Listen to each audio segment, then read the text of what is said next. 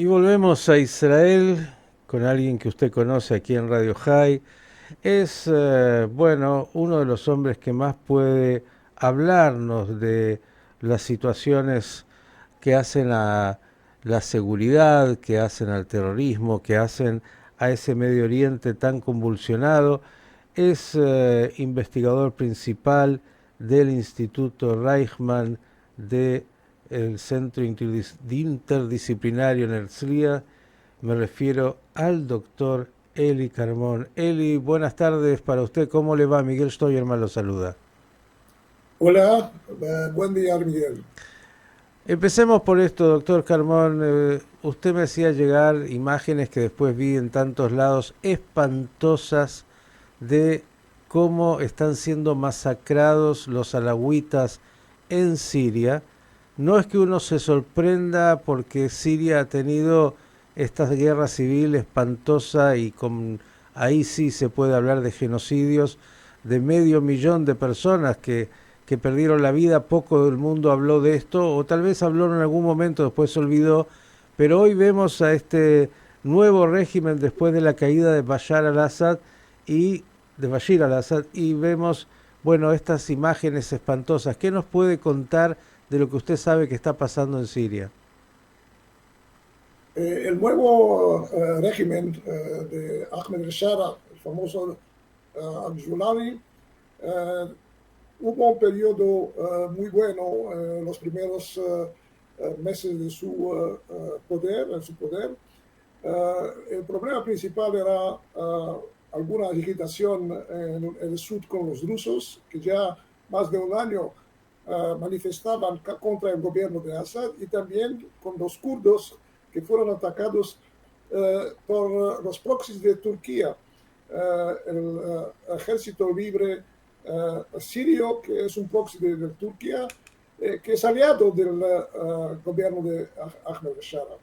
Pero el problema principal era la estabilidad, uh, luchando en el mismo tiempo contra los miembros del régimen que fue responsable al menos por 500.000 muertos. Hemos visto los vídeos y fotos de los torturados, de los prisioneros que vivían prácticamente como desaparecidos por tantos años. Y empezó una casada, sí, una casada por estos elementos. El gobierno pidió a todos los oficiales y Una soldados cacería, solo lo ayudo para que sea más claro, una cacería. cacería, sí. Entonces se presentaron algunos para registrarse como miembros del régimen, para dar las armas al gobierno. Hubo muchísimos que huyeron. La mayoría, creo, de los responsables consiguieron huir con los iraníes y con los chiitas en Irak. Una parte, principalmente los miembros de Hezbollah y sus aliados en Líbano. Pero en la región de la costa, de la Taquía al sur hasta Tartus, hasta la frontera con el Líbano, rimane la comunidad alawita, más de 2 o 3 millones de personas que controlaban el régimen de Assad. Assad era una familia muy conocida en la pequeña ciudad de Kandahar. De ahí controlaba prácticamente el régimen por más de 50 años.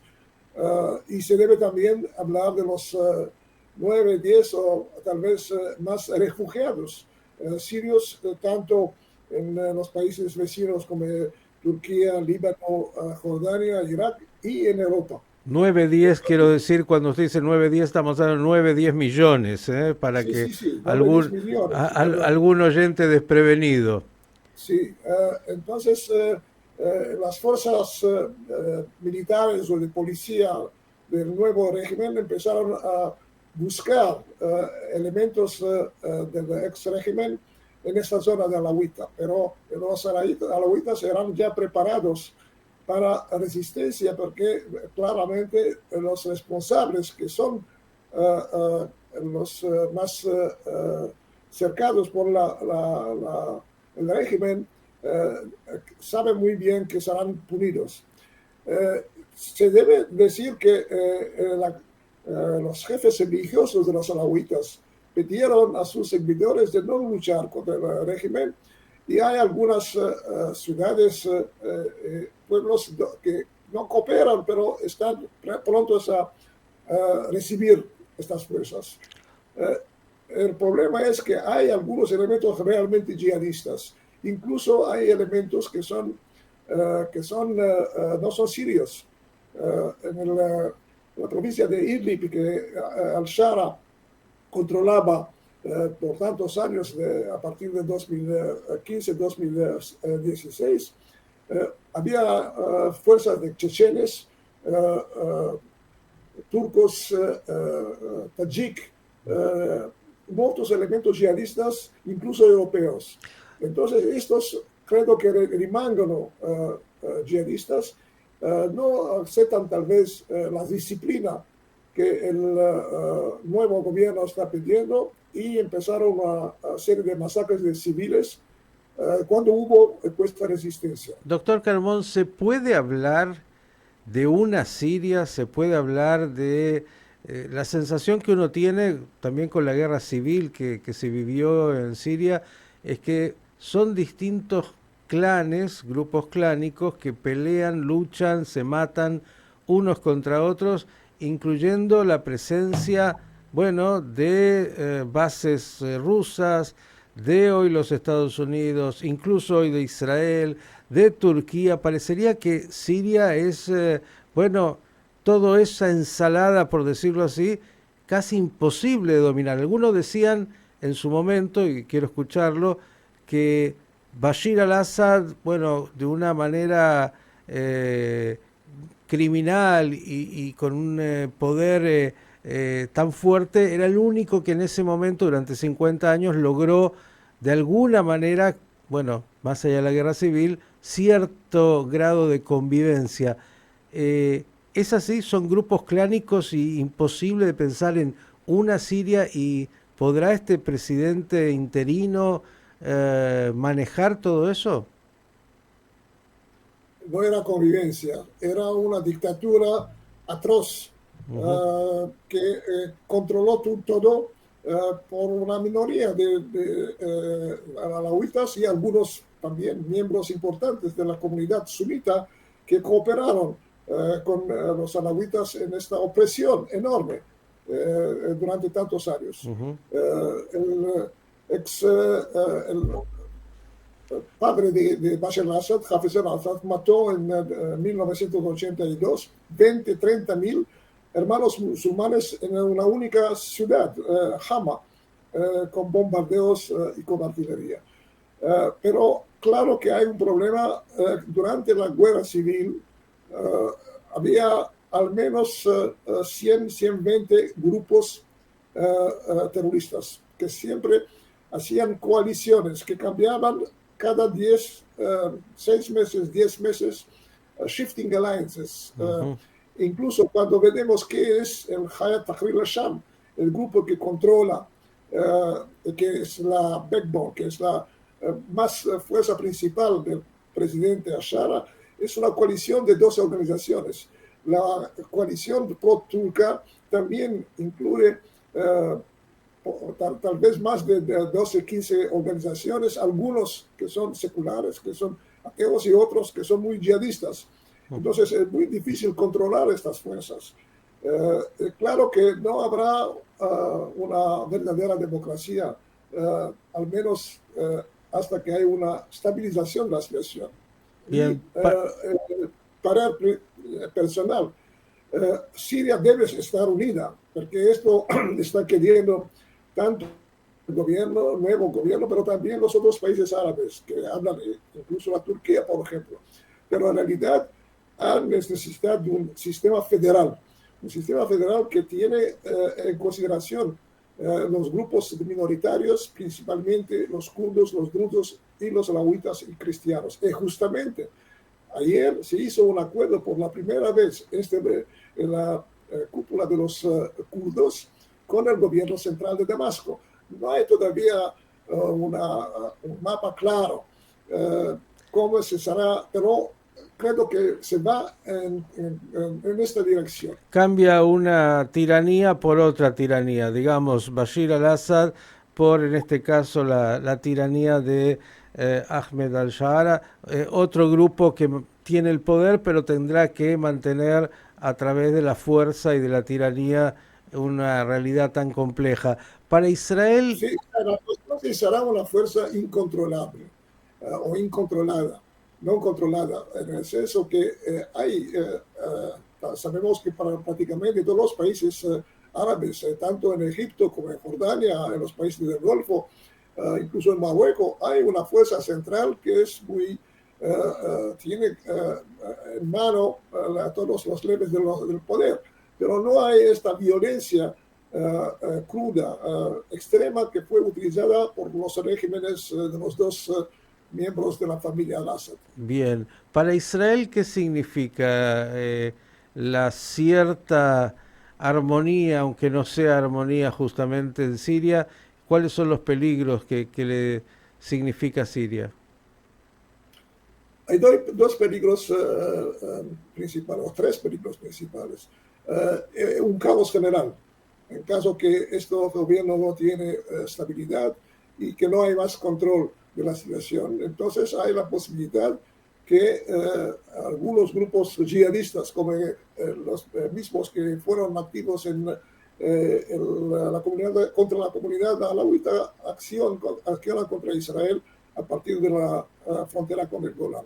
El segundo, que el mismo régimen, que ahora parece que es mucho más moderado, que incluso habla no de una paz con Israel, pero una estabilidad de las relaciones con Israel. Hay tal vez algunos contactos secretos, probablemente. Y la tercera amenaza es la Turquía. La Turquía neo-otomanista, neo-otomana del presidente Erdogan, que es responsable en gran medida por el éxito de esta revolución. Es una revolución, un cambio de régimen. Tenta tomar control de todo el país, incluso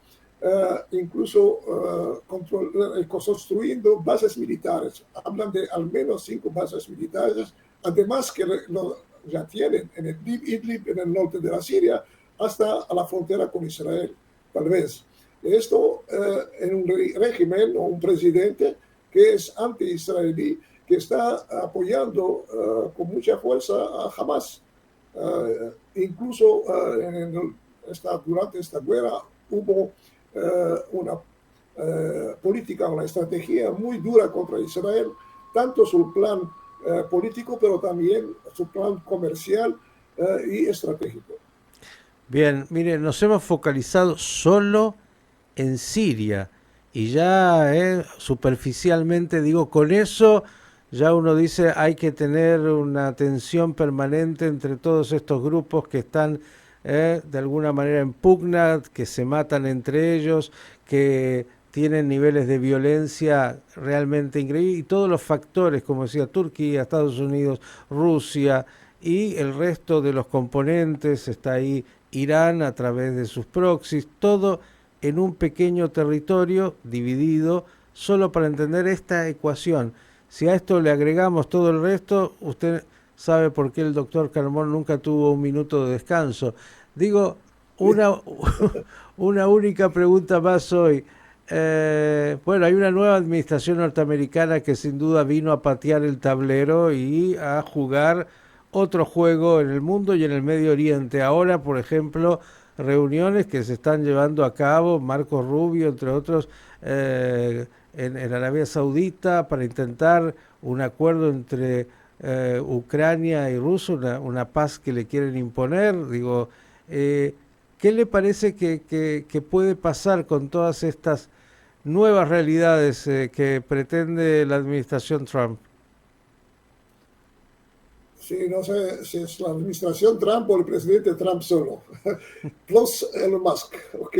Entonces, las dos personas que más influyen sobre la nueva administración, mucho más que Marco Rubio.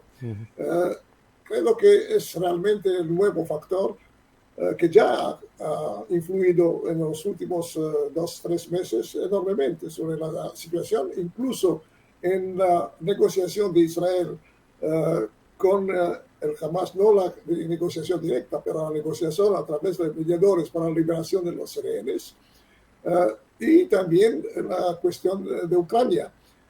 Están colgados. Mi evaluación antes de la presa de poder por Trump era que su acuerdo sobre Ucrania será un quid pro quo con Putin.